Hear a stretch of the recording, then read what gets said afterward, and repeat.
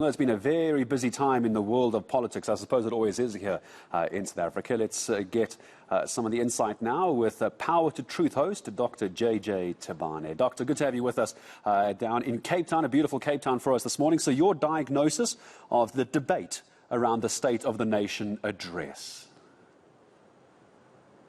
And good morning to you both. I mean, it was a tough day in the office for the president, with almost everybody lambasting him. And at the center of that criticism was his admission that government cannot create jobs, or it's not his job to be creating jobs.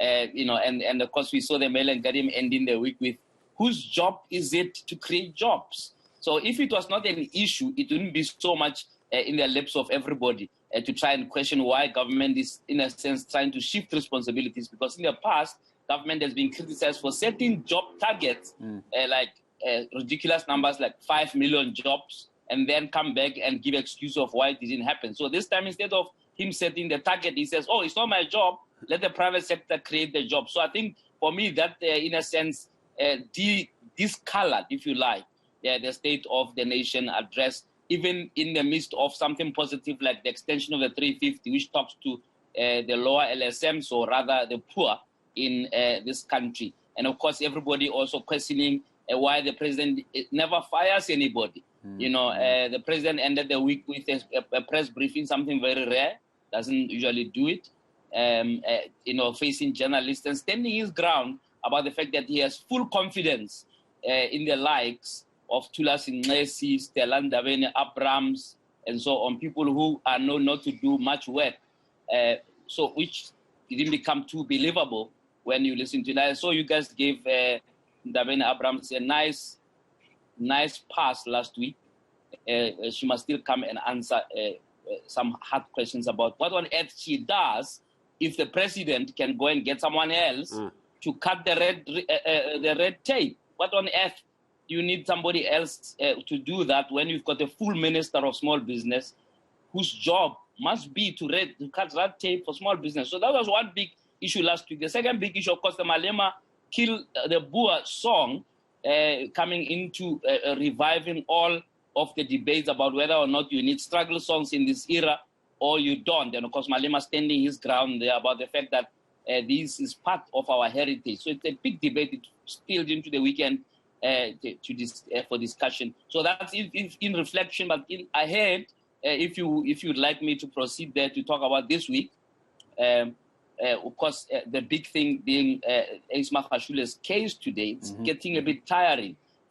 He's now wants what you call a declaratory order. It is straight out of Zuma's playbook. Go to court and say, oh, please don't prosecute me because there's no case, and I don't want to answer. Let's not even start the case. So that's really the same playbook, really.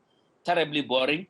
What we need in this country is to see a big fish in prison and stop with, arresting sort of the minions who have been given money to go and kill people and to go and steal and what have you, and being used as proxies. We need to see a big fish in orange overalls. And I think that this connects nicely with what Batoyi, the NPA head, last week told Parliament, and admitted that they are moving at a snail's pace, in dealing with some of these cases. And this is one such example. I mean, this case has been dragging on. It's probably going to drag on for another year, alongside with the Zuma case, alongside many other big cases that should be used to set an example, so to speak. Because besides the politics, the raw politics, on Wednesday, we are expecting to hear from the Minister of Finance. Big speculation about where on earth is the money going to come from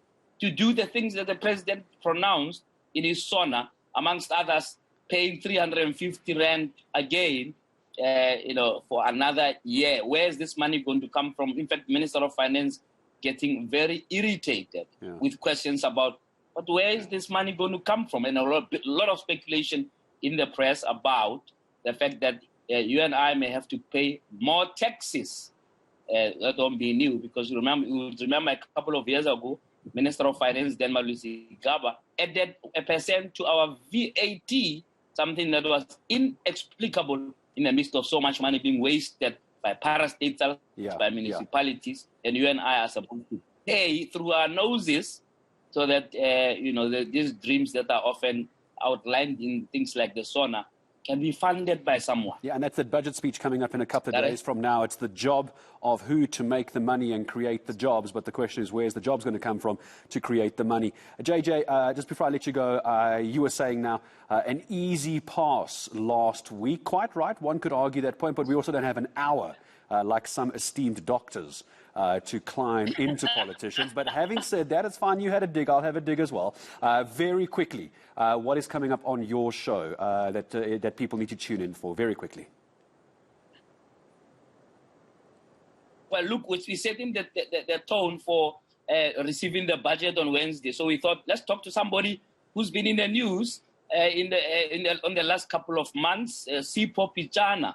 You'd remember that he was fired by APSA for reasons that we have to explain to today. He's in court with them, but of course he's also an astute businessman. He was a president of Business Unity South Africa for many years. So we asked him a couple of questions about what we should be doing about building the economy, while he tells us what on earth he's busy with and why the spat with all the biggest banks in South Africa. So that's tonight's Power to Truth. Tomorrow we'll have a media roundtable with Bongani Bingo and Lukona Mguni to get the sense of the media and its role in the current times. And then we'll talk to the people's advocates, Advocate Dalimpo, on Wednesday, to just ask him how he's been doing. He's been dealing with quite some interesting high-profile cases, but also the bar saying to him he's not a good representative of their profession in the JSE because others having a different view. So Power to Truth for this week, again, heated debates that will hopefully set the agenda of discourse. All right, Dolly and Paul, for the doctor, we'll see you now later this week. I'm sure you're going to ask him, how are you doing? That sounds like JJ Tabane. How are you doing? That's not what you're going to be asking at all. Looking forward to it as well. Always good to have you with us, waking up bright and early. He's a bit of a night owl, is our Dr. JJ Tabane, but in terms of making it a bit of a standout occasion for us to grab the host of Power to Truth. So a lot to get through with JJ Tabane. I appreciate him joining us this morning. Absolutely.